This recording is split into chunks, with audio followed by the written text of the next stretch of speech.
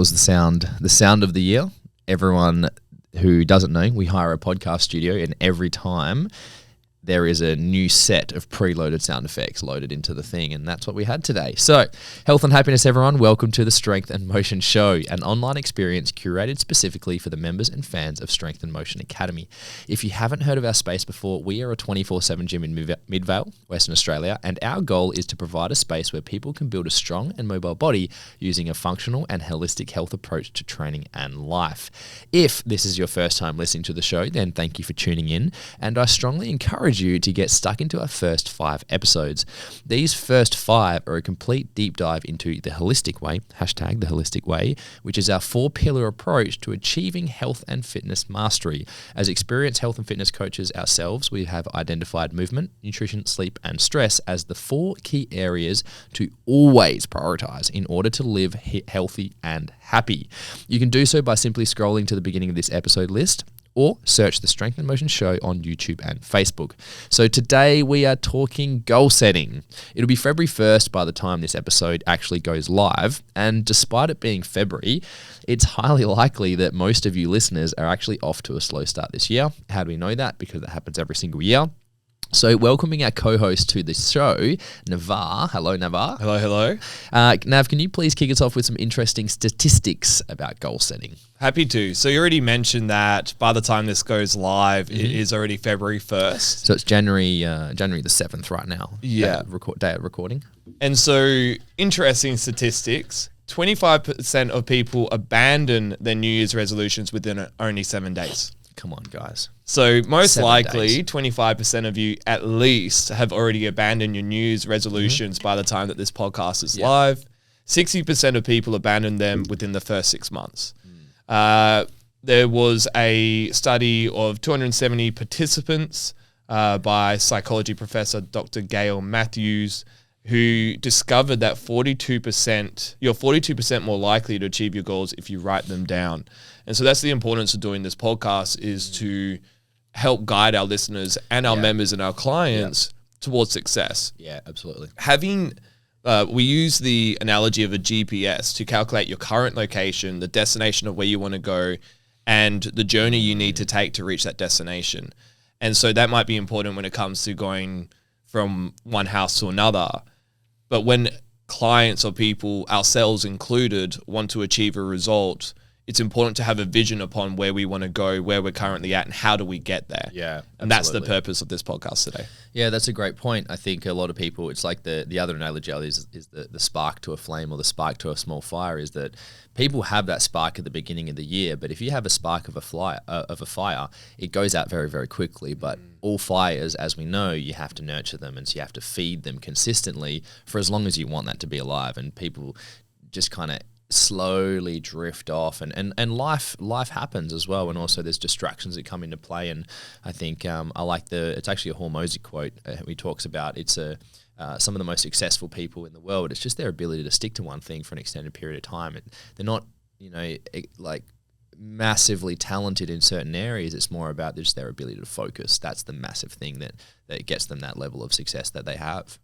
Absolutely. And like you mentioned, time flies. We've been talking about a lot this year, right? Yeah. We're already, as of this podcast, we're already 7 days into the year, into 2023. Yeah. That's 1 week out of 52 weeks. We've got 51 more weeks left of the whole entire year by the time the year's gone. And if we don't capture these moments and utilize them as much as we can, our life is going to be done. It's going to be over with. And I know a lot of people end their life. There's been studies on that, of people that have ended their life, they come to the end of it and have so many regrets. So many regrets of not living as truthfully and as passionately as they could have, not seeing as many of their friends or their family, or taking the risks within their career, and not being healthy and fit and enjoying life in general. And it's really important to grab that vision of what you want to achieve and how you want to live your life, because that is going to inspire you and drive you to actually do that and live that life. Absolutely. And also understand that you deserve that vision as well. Yep. A lot of people do have vision for themselves, but for whatever reason, there's these things that stand in their way that they just don't believe they can get that or believe they do deserve that, and they just settle for less. And hopefully, alongside the things that we want to teach to the listeners today, also just inspire them to actually choose big goals and go after them as well, because you can. We all have the same amount of time. We all have a similar type of opportunities available to us. We just have to take those chances and actually pull the trigger on those things. So I would like to excite the listeners that in this episode we will be sharing a handful of our best tips, our best tricks, and our strategies for our audience to set their best goals ever. But before we start that, I really do think it's smart to touch on a little bit of the psychology around goal setting before we actually get into more of the technical skill.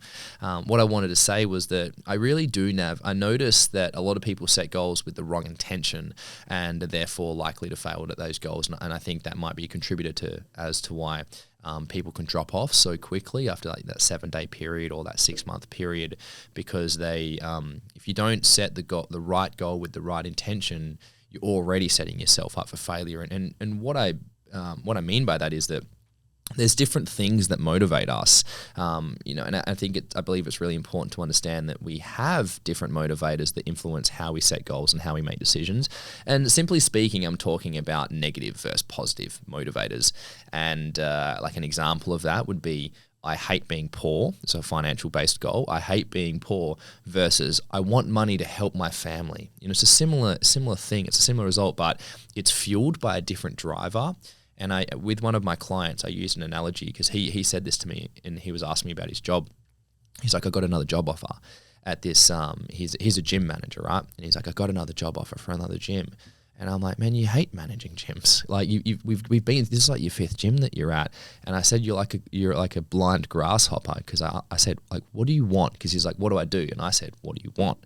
And he's like, I don't want to be poor. And I'm like, if you aim for that, you're going to be a grasshopper without eyes. You're just going to jump out of the situation, and wherever you land is wherever you land. But without the direction, you're not moving towards anything specific. So I'm like, get very clear on what you want and who you want to be and what you want your life to be. What kind of father do you want to be?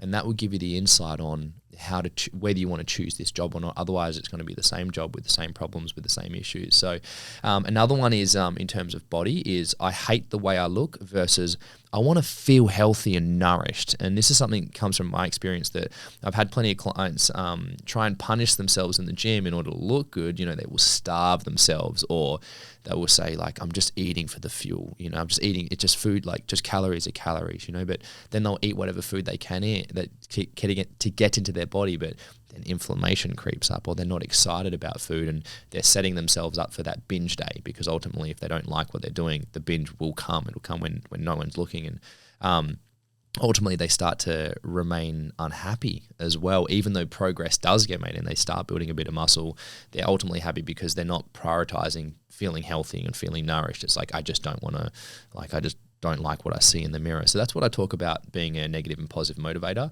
And very similarly to that is ego and status goals as well. I'm very guilty of this as well, especially in my earlier days is, in my case, one of my reasons for becoming an entrepreneur was because I just wanted to be validated. I just wanted to be seen for like having something. But then I got a business, and then I was like, more stressed and didn't like where I was more than ever, and then I had to learn how to change that. So an example is, wanting the dream body for validation or to prove someone wrong.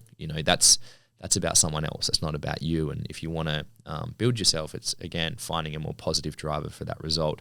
Pursuing money or fame or success just to be better than others. That's another common one that I've seen as well. And that was true for me as well. And then another style of negative motivator is avoidance of pain goals.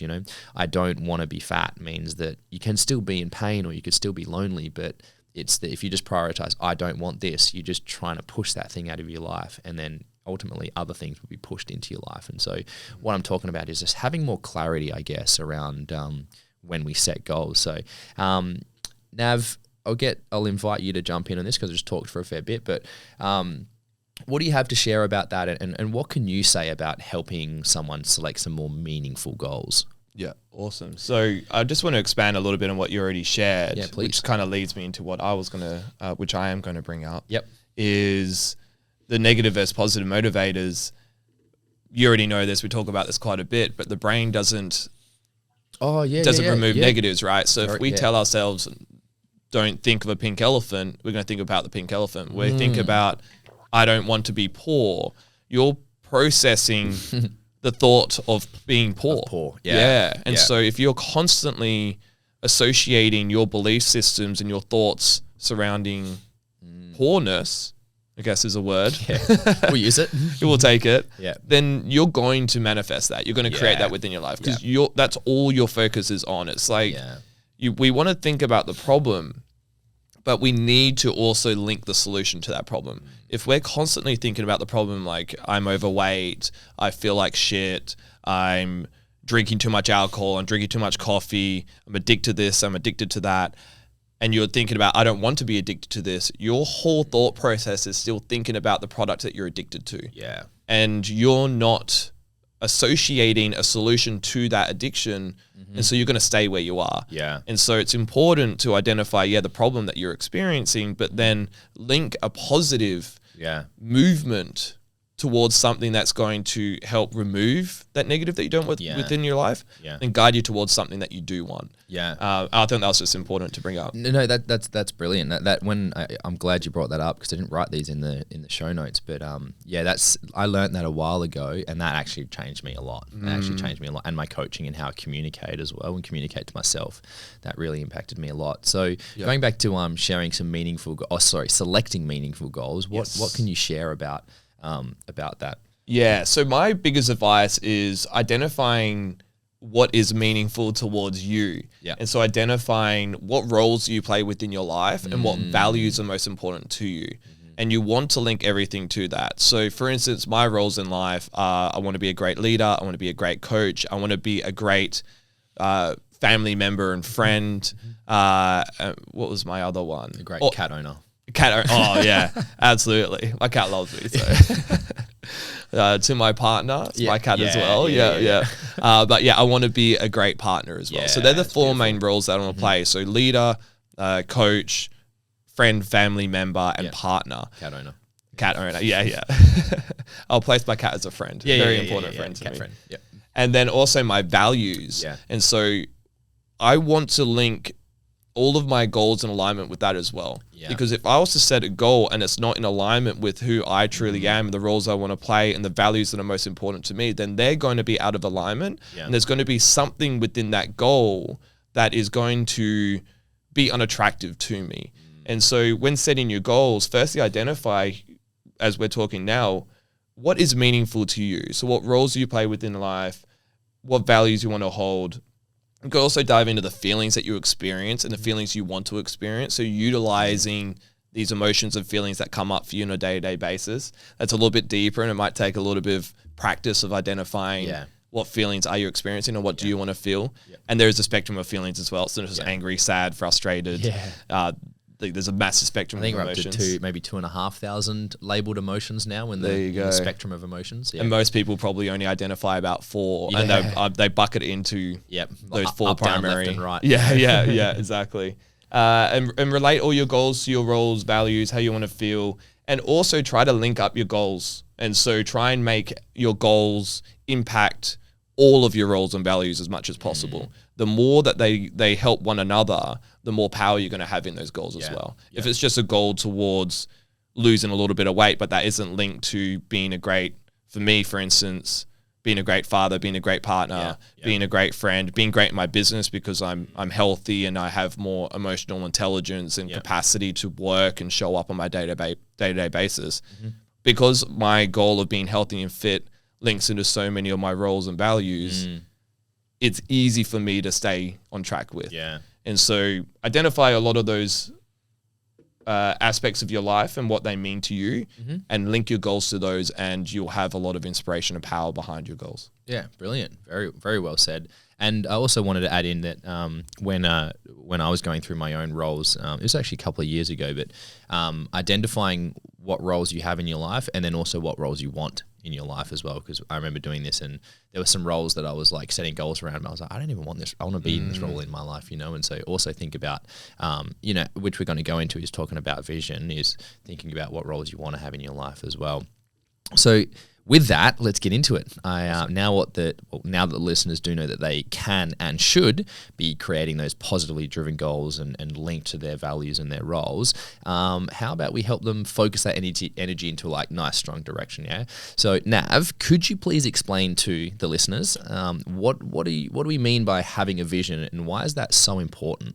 Yeah, awesome. So basic analogy, it's just like have a bow and arrow and you're trying to shoot a target. You need a target to shoot at. Yeah. Right? If you just have a bow and arrow and like, I'm just going to shoot this bow and arrow up into the air, you don't know where it's going to go. You don't know where it's going to land. You have nothing to aim towards. So the vision is extremely important to make sure that we're on target of what is important to us. Yes. And so that's the main importance of the vision. On top of that, there's limitless options. There are limitless options within life. There are. Right? There are, yeah. We're most likely going to be bad. We're definitely going to be bad at more things than we're going to be good at. There's so many things that we could do within this one small finite life. Yeah. And so it's important to guide a vision. Otherwise, like you were mentioning, the grasshopper without any eyes, right? Yeah. Like you're just hopping all over the place. Yeah. You don't know where you're landing or where you're going. Zigzagging and jumping forward, back, left, right. Yeah. And it might create a lot of chaos. You might be in an area that you don't want to be in. And so having a vision helps clear that up for you. Yeah. And brings more inspiration and passion towards what you want to achieve within your life. Yeah. Which is going to bring more charisma. It's going to help you through tough times. It definitely does. Tough times is a big one. Yeah. And that's what it's important to have something to be faithful upon or to have passion of in tough times. Yeah, definitely. Tough times are always present. Yeah. You're thinking about the same thing. Yeah. What is it again? It's just like, butcher it, but it's that you're talking about that meme, the African guy. Yeah. I'll see if we can link it in the show notes. It was my favorite like so good Instagram meme TikTok of this guy. I will butcher it, so I won't say it, but I will try and link it in the show notes. Yeah. It's one of my favorites. It was my favorite meme of the year, that one. Yeah. But it was tough times. Tough times never last, but tough people do. Something like that. Yeah. Only brilliant. Yeah. Absolutely brilliant. Yeah, tough times never last, only tough people do. Yeah. And then he goes, I don't know why he did it, but his charisma was on point. Oh yeah, it was on point. Pure conviction. So I really like that, and I also want to add in just with vision. And I actually just watched this. I was watching just some marketing videos on YouTube last night, and vision came up, and they talked about with your business. That was the specifics of it. Is that the difference between a vision versus a plan is the plan is rigid, whereas a vision remains flexible, because when you are moving towards a target, inevitably things come up. Like, for example, for our case, COVID was a thing, and it affected a lot of people's fitness goals, and it affected a lot of people's business goals. But the people who had a vision for, I want to be fit and healthy, I want to have this for my body, et cetera, because I want to be a great father, partner, whatever, even though the gym was then taken away from them, they still found a way to train. So they were still working towards that goal. But people that, because I do racing, a lot of people that were racing stopped training because when the race was cancelled, they were like, oh, fuck it, well, the race is not happening anymore, so I'm not going to bother training. So that was having a plan versus having a vision. So I think that's really important. So as you know, Nav, we are both men of vision, and it's actually got us and our business through some tough times. So I want to talk about a big, what do you call it? We're a person we're big fans of, Tony Robbins. I love the guy. I haven't been listening to Tony Robbins for a couple of years, and I've gone back to listening to him. I find him super refreshing. Hey, likewise. Every time if I ever feel stuck, I'll just type in like YouTube Tony Robbins depression, or Tony Robbins motivation, or Tony Robbins family, Tony Robbins relationships, and there's always something gold that comes up. So using that, there's the Tony Robbins Wheel of Life, and so a lot of people might not know what we're talking about with the Wheel of Life. If you want to Google it, just type in Google Images Tony Robbins Wheel of Life, and Nav's going to explain what that is. But I want you to visualize a pinwheel. Yeah, a classic pinwheel, and it's broken up into 8 segments, like a pie chart. Yeah, so Nav, talk to me about the Wheel of Life. Yeah, awesome. So obviously this podcast and what we do focuses mainly around health and fitness, but health is only one area of life, right? Yes. Yeah. I have 8 here. I'm actually not too sure what the specific ones that Tony Robbins has. That might is. actually be. These are are these identical? identical? Yeah. Oh, cool. Yeah. Awesome. Yeah.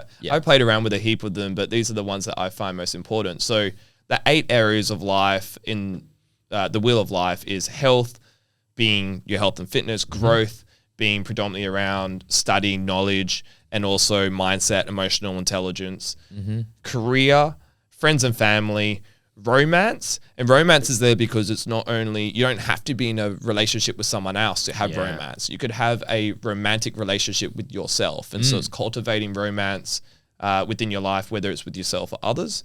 Finance is number 6, in no order.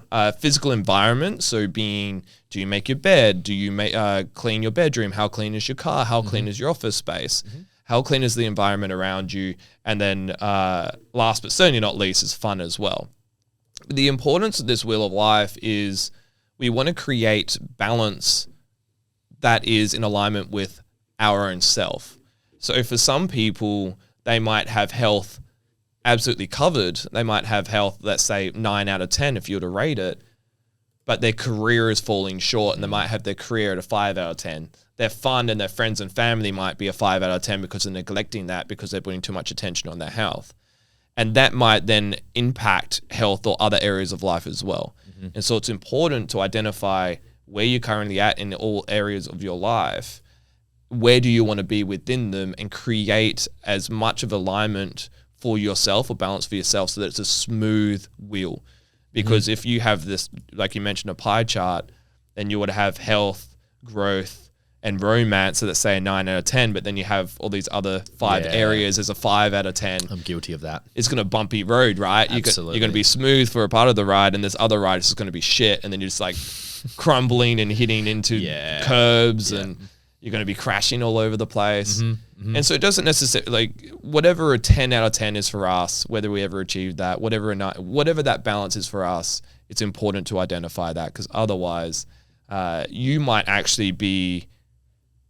be succeeding within your health because you're lacking in your career. You're overly stressed in your career, you're not in the right career. And so when it comes time to look after your health, you're not in a great place for that. Absolutely. And this is where the benefit of the wheel of life comes into play. Yeah, I really like that. And I've going through this recently, even in my own, as I've just rolled over into the new year from 2022 to 2023, in reflection of my life, doing this has actually helped me identify a lot of deficits in my own life that's still contributing to my own personal levels of unhappiness. And I can identify that I've been so heavily focused on health and growth and my career, and especially my fitness with my racing is a big thing I do.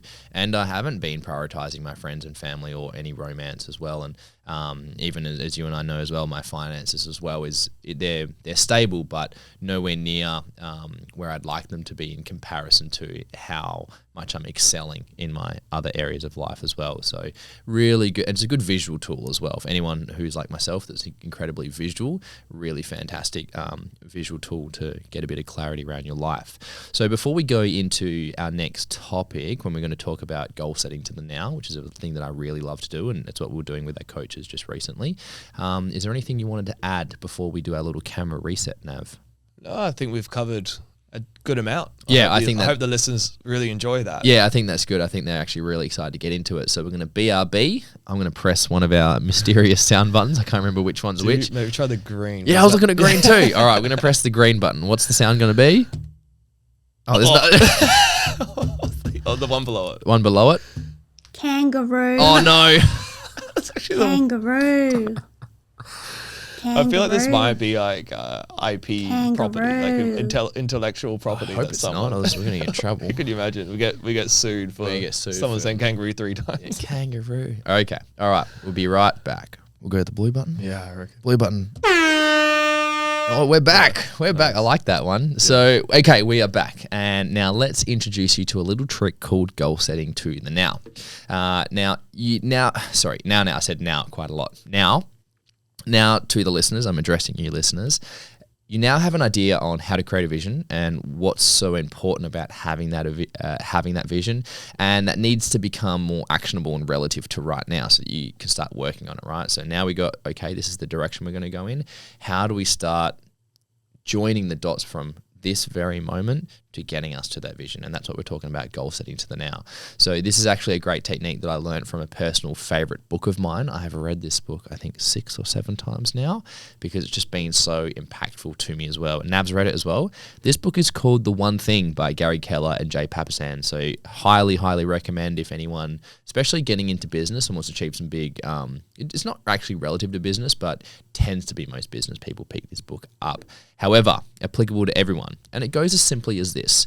Write down your someday goals. This is relative to your vision, and there's no time constraints on this. It's just like whatever you want to have in your life. And so for me, this is when I use the vision conversation we discussed earlier, and then assessing my wheel of life and the things I value to kind of get pointing me in the right direction. And I try and pick something all encapsulating. So something clear, but also specific as well. So something like, I desire to be a fit, athletic, and wealthy public speaker who's in a loving relationship with a healthy family.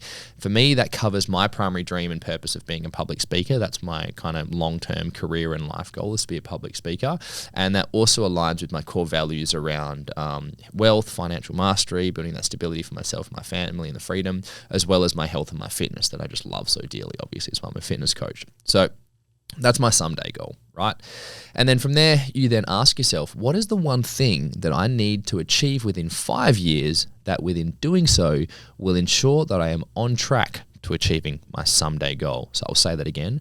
What is the one thing that I must do within 5 years that by doing so, I am on track for achieving my someday goal? So for me, that means I need to become more self-aware and a mature man with a successful business in order to achieve that public speaking goal and becoming wealthy and healthy. And from there already, just from those 2 very simple questions, I can start to assess my current character, my current habits, my skills, my lifestyle, and I'm already starting to get a hint on what needs to be improving. Now, before I go into, working on my character and my current state right now, I then ask myself the next question. What is the one thing I must achieve within 1 year to ensure that I'm on track for my 5-year goal? And ideally, you would do this exercise writing it down on a piece of paper. So you write down your someday goal, then you write down your 5-year goal based on that someday goal. Then you write down the 1-year goal, and then you can probably guess what's coming next because we now have a realistic 1-year goal. We then ask ourselves, what's the one thing I must do every month to ensure I'm on track for my 1-year goal? And then follow that by, what is the one thing I must do this month to ensure I'm on track with my 1-year goal? And then you can even go as far down as, what's the one thing I must do right now to be on track for my 1-month goal or my 1-year goal or my 5-year goal or my someday goal. It's a very simple concept, but it's effectively, what's the one thing I must do right now? Or what's the one thing I must do by this month? Or what's the one thing I must do before the end of the year? And sometimes it's just a single thing, and sometimes it's a recurring thing. So for example, if it's a financial goal, like what's the one thing I must do right now? It's like maybe assess my finances to see what incomes I'm coming in. But then if you have a savings-based goal, it's like, what's the one thing I must do every month? Well, it's probably save like $1,000 a month so that you have 12 grand to pay for the holiday or the investment or something. But goal setting to the now is a very good thing to do using that one thing concept, because it really refines a person's focus and gets them really, really clear and accurate on what they want to do and how they're going to do that. So that's something I really, really, really love. It's a really good overview of what I just shared. And if you want to break that down further, then definitely recommend reading the One Thing book. But now I actually want to hand the torch over to Navar, who's actually the primary planner and goal setter for our business. This is Nav's bread and butter. This is what you're really good at. So before we segue into that, did you want to add anything to the whole one thing concept, the one day, someday? Freudian slip. Whoops. This is when Josh comes out the closet, everyone. There we go. I'm out of the closet. What's my someday goal? Come out the closet. What a way to do it. What a way to do it. No, but what I was going to add at the end of the SMART goals, or talking about goal setting, was weekly and quarterly goal setting. But I think it really carries on from what you just mentioned, is that planning and goal setting is important, but what's most important is the action that we take. Yeah. We can sit down and write as much as we want. We could write as many goals as we want. We could gain as much self-awareness as we want, but there is no action or change in habits towards our own success, then we're not going to achieve anything. Right now, we've just achieved flapping about and just discovering more about ourselves, which is useful, but there needs to be action upon that. There is a limit to it. It becomes mental masturbation at some point. Literally. And so off of the back of what you just mentioned, that activity is extremely important. You need to now put time aside to make sure that activity gets done. Yeah. And so off of the back of what you mentioned, I would recommend, me personally, I do a weekly goal setting and a quarterly goal setting. So every single quarter, at the end of the 3 months, or the start of 3 months, either or, it's at the same point, I would reflect on my previous 3 months. I will reflect upon what I've achieved within the months, what I've achieved within the year, and I would reflect on my 1 day goals, my 5 year goals, 1 year goal, and then that will then guide me into my goals for the next 3 months. So I think I'll just carry that on top of what you already mentioned. Definitely. Yeah. Very good. I like that. Now, do you want to start talking about more of the actionable stuff now? So Sweet. if you're driving, don't take out a pen and paper because you're driving.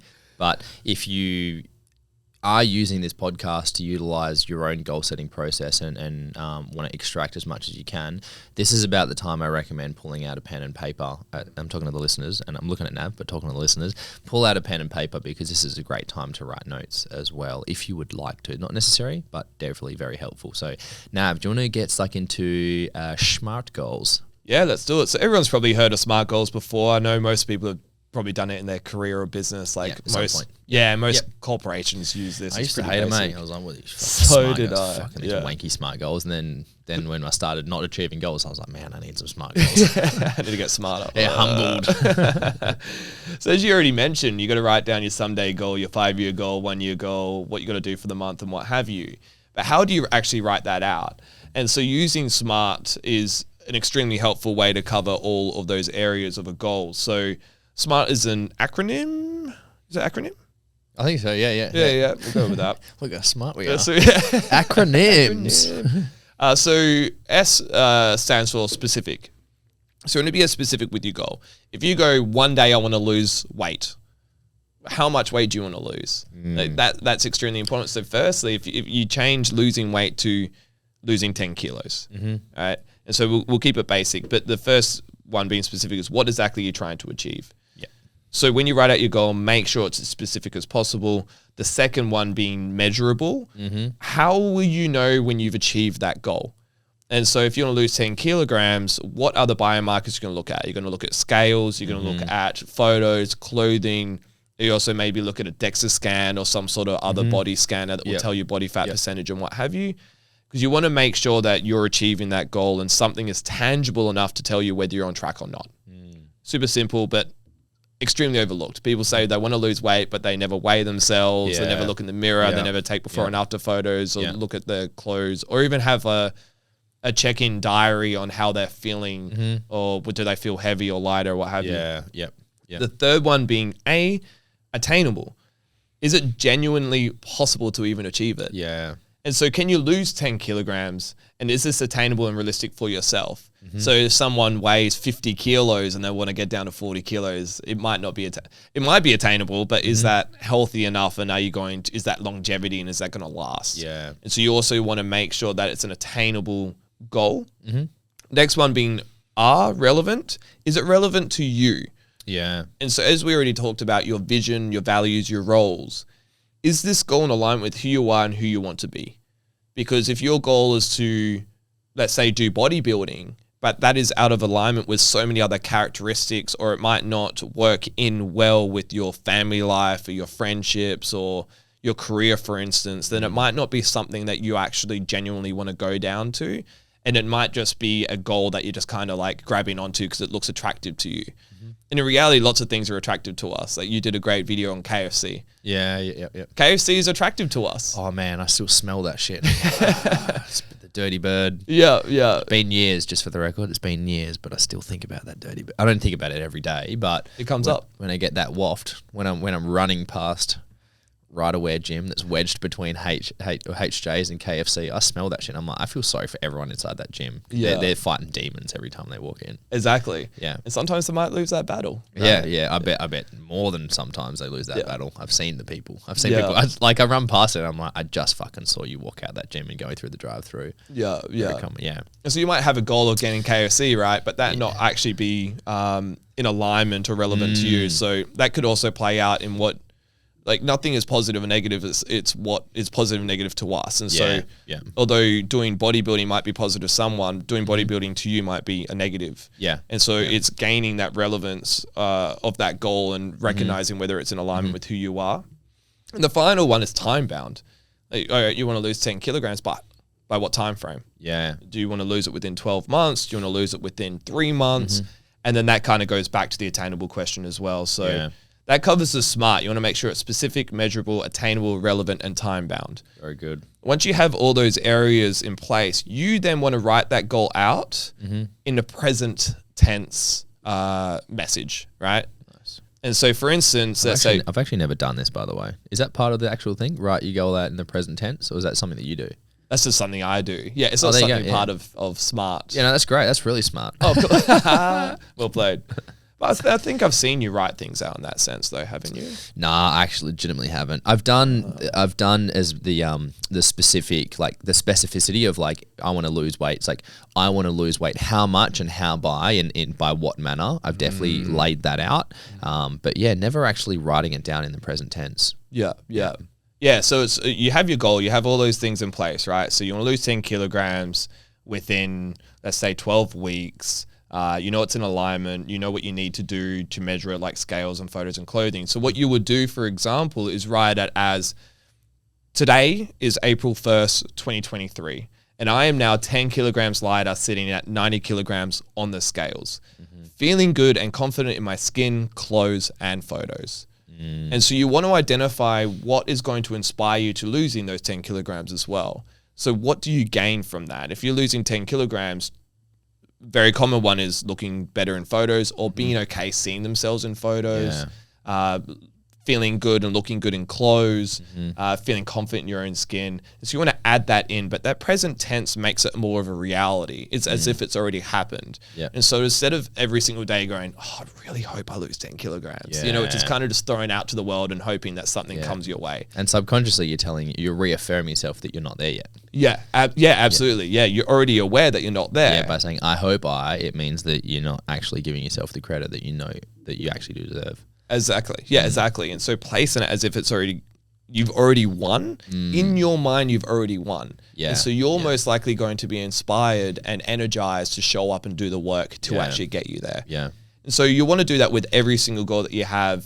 And then just a couple other tips is change your identity, which you bring up. Yeah, I'm a big fan of this. Yeah. Do you want to cover this? Yeah, this is actually a quote out of, I'm sure it's like used quite often in the psychology space, but this is out of James Clear's book, Atomic Habits. Again, a very fantastic book about achieving goals and more so about changing habits, but they are the foundation of achieving goals because the habits are the actionable things. But he talks about changing your identity as when you are trying to achieve a specific goal, by achieving that goal, you somewhat becoming a new person to do that. And so he uses the example of a smoker wanting to quit, and then what would their response be if someone then offered them a cigarette? So it's like a month later they've quit smoking and someone offers them a cigarette. The person that's going to fail is the person who says, sorry, I'm trying to quit smoking. Because by saying, sorry, I'm trying to quit smoking, they're actually implying that they're still a smoker.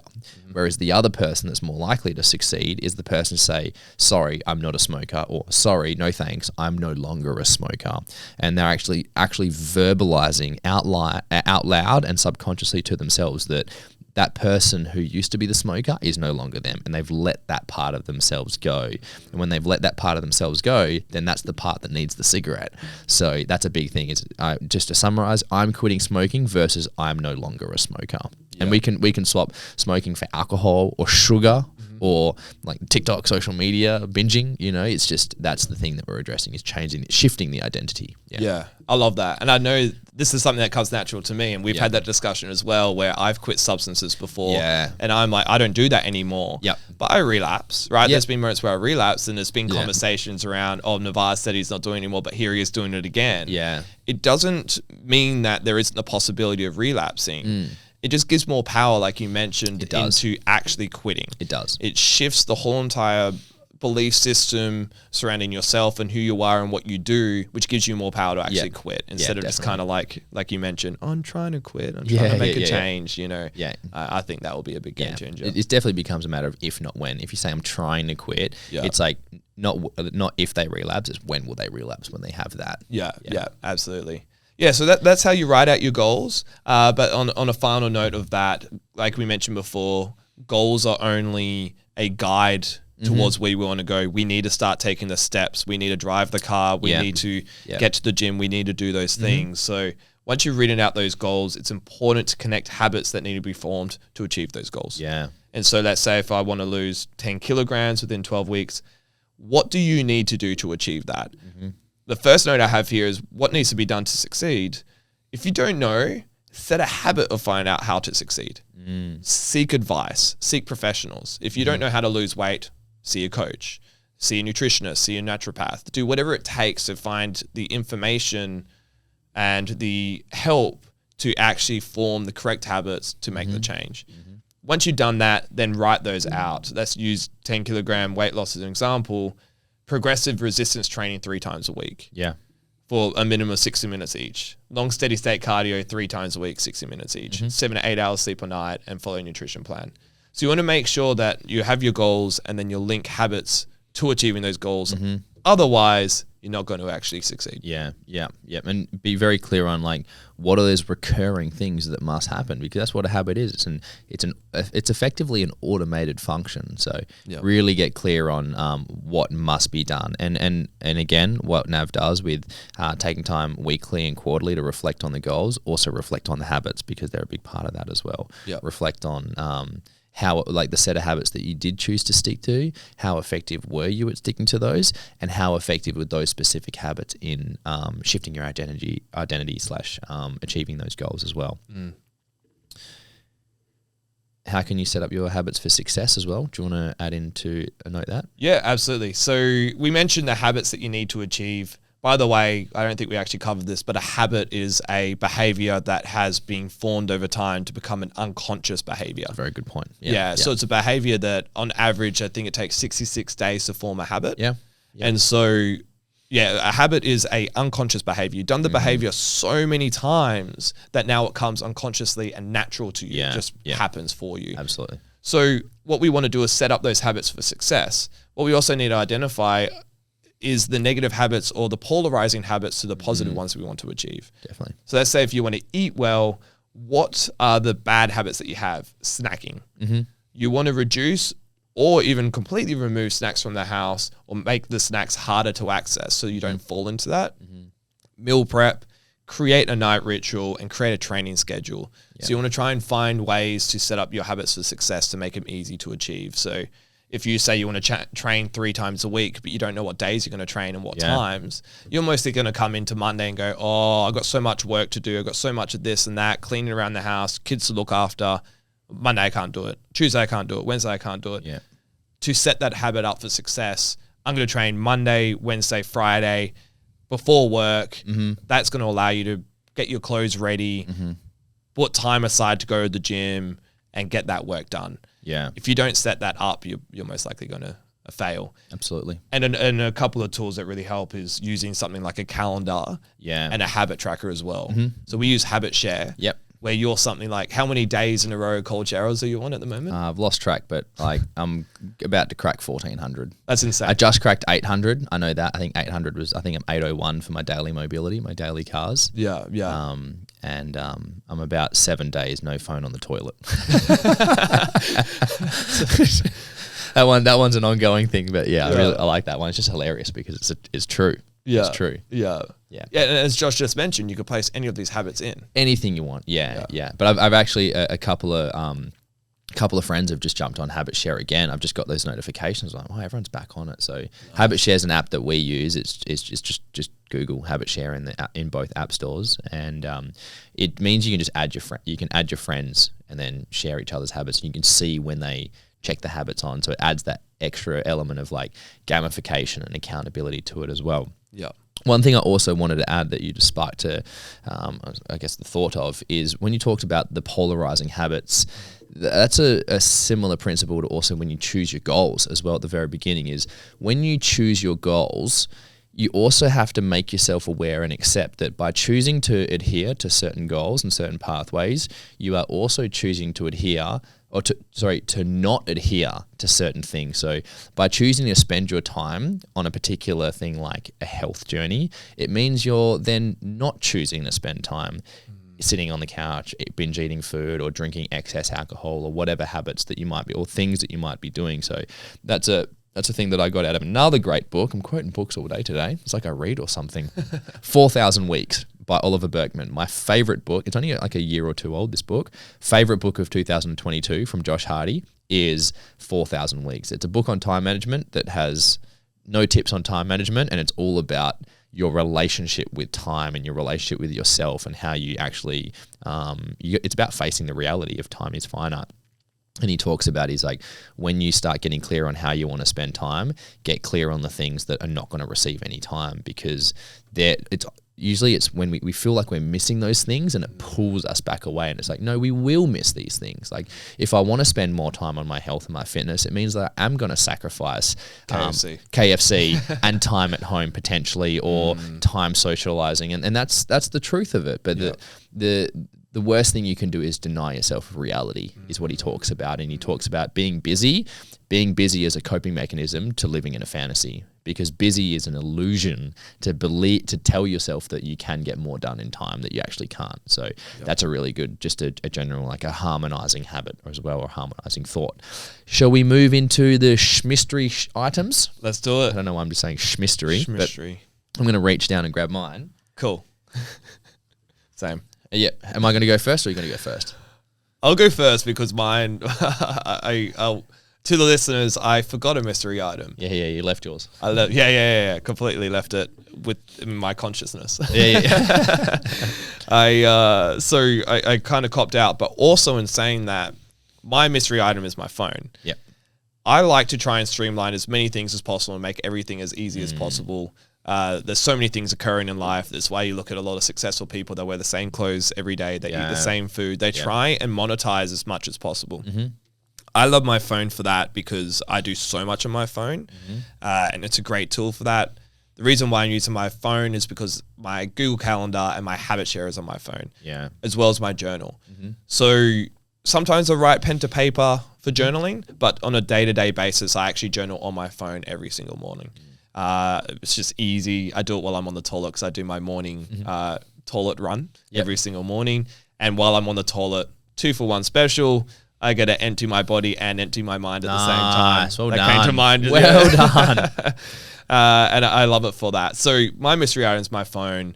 Get Google Calendar or a calendar of some sort.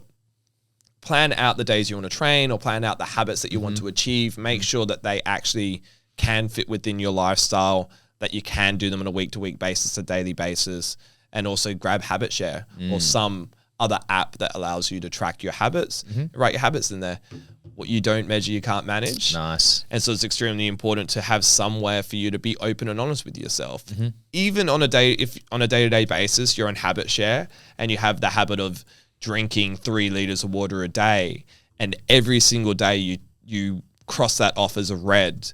So by the way, if you do a habit correctly on Habit Share, if you actually fulfill it, it comes green. If you don't, it goes red. Even if you fill it out as a red, that is now feedback for you to be open and honest with yourself that you're missing water intake. And so grab your phone, grab a Habit Share, and start tracking your habits and be open and honest with yourself. Yeah, very good. I love that. And obviously, I love Habit Share. Yeah. I'm going to reach over to grab my Habit Share just so I can see my exact cold shower number. That's not my mystery item. My mystery item, it's also a very similar thing that I think it was a stress pillar when I pulled out my other journal. But this is my like daily planner journal, which also ironically I still fail at using exactly daily, but regardless, I still love the items. I'm actually holding up a very specific journal. This is not a plug, even though it's kind of a plug. It's called the Full Focus Planner by Michael Hyatt, which I'm going to write in the show notes, Mike, Full Focus Planner, so that we can link that as well.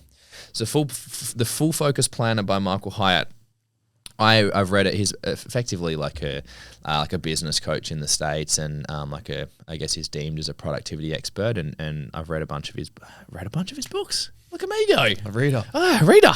So smart. So smart, all of a sudden. So smart. I've read a bunch of his books, but this is actually one of his products, and it's a spiral bound paperback notebook. And the main thing is that I love using pen to paper because I'm distracto lord over here and I just get distracted left, right and center. So I do make an effort to avoid my phone a bunch of times, and my relationship with technology isn't that too great. So using this journal is an actual means of actually staying focused. But what I love about the Full Focus Planner is very similar to what we've talked about this podcast.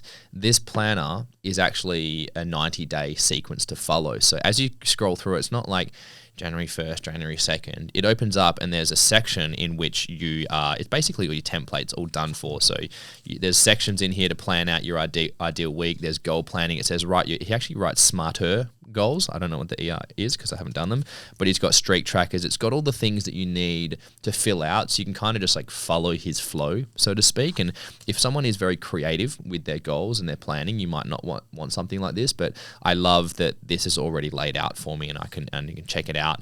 And the really cool thing I also like about this is that when I like the rule of 3 is having like your top 3 priorities for the day. It's just bigger. So he calls it the daily big 3, but even inside the journal, when you get it to it, so I'm looking at a page that says Tuesday, it tells me how many weeks I have remaining. So there's like a countdown, so it reminds me of that time urgency. And then it's got the daily big 3. So it's 3, like a whole quarter of the page is just for 3 things to be written. So you actually write it larger. So it's the equivalent of like putting a title on a Word document or having a larger font. And so they're visually larger. Again, I'm a visual person. And then there's a section for all of your other tasks as well. And there's a whole other page to write freestyle notes as well. And then every 7 days, it doesn't roll into the next week. There's actually a section where you then have to do your weekly preview, your reflection. And so again, it's already templated for me to follow. The only thing about it, the downside to this, is that it takes like fucking a whole month to arrive because of shipping. So you have to be proactive when you order it, but it only lasts 90 days. So it does mean that the book itself, the diary itself, costs about $90 plus shipping and handling. I don't mind doing that because I put value and intention into this, but if someone's on a budget, it might not be the most ideal thing to use. But again, it's just another version of in its core, it's a daily planner that's already templated for goal setting, writing down quarterly plans, quarterly goals, writing down space for your vision, space to reflect and break things down as well. And so it's clean. It's a really clean thing to use, and that's what I really like. And it looks fancy. So I get excited about flashy things as well, and it helps ignite some inspiration there as well. So that's my Full Focus Planner by Michael Hyatt. Pricey, but valuable. And also because I don't use it as much as I do, I usually get through about 2 a year, because I skip weeks every now and then as well, which is probably what I shouldn't do. But that's my mystery item. Beautiful. So we're pretty much ready to wrap up, and I reckon we've got about, according to the timer, we've got about 3.5 minutes before the camera rolls over. Perfect so timing. we can wrap it up. Really, just to recap some of the recommended resources, Nav, can you share with me some of the things that you would recommend if someone wanted to go through them? Yeah, I'll cover the first top 2. Yep. So I'll cover The Art of Setting SMART Goals by Anissa Marcoux. So that's just a book on SMART goals and how to set them. The second book recommendation I would give is Goals. With an exclamation mark. Goals!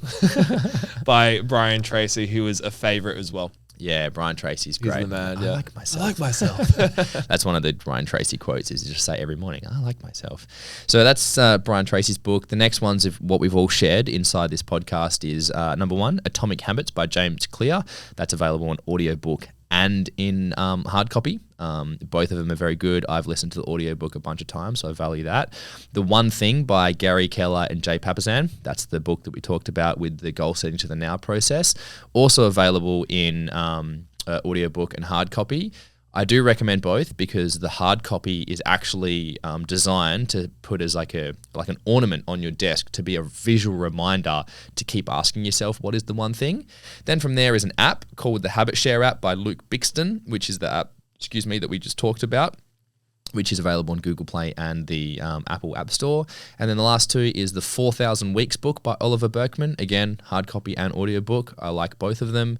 And the last one, which I just shared, is the Full Focus Planner by Michael Hyatt. Very good thing. And Travis Jones uses it as well. There you go. Yeah, there we go. Which is just another entrepreneur that we like. So that's a wrap. Thank you very much, everyone, for tuning in. Next episode, we just dropped out on our last... the camera just dropped out, but that's all right. We're wrapping up anyway. So we've got our other cameras, our backup cameras going. So our next episode, we're not going to reveal to you yet because we're very excited for the next episode. So stay tuned for that. Maybe tune into our social media to see the announcement for that. But other than that, you can find us on social media on all the key platforms, and you can watch this episode in visual form on YouTube and Facebook as well. So thanks for tuning in, and we will see you next month. Health and happiness, everyone. Goodbye. What was the didgeridoo? See you, everybody.